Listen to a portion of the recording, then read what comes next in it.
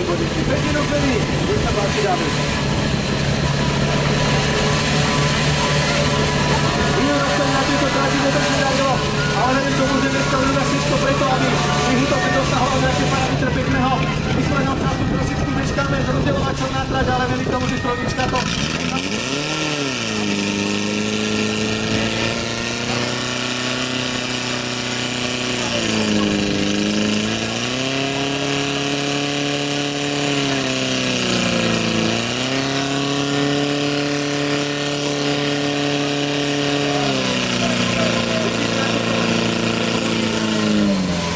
Dolávam, takže neviem, ako to dopadne, či babi ešte postavia sa, dotiahnu tie prúdy a dostreknú, aby to nebol nedokončený pokus.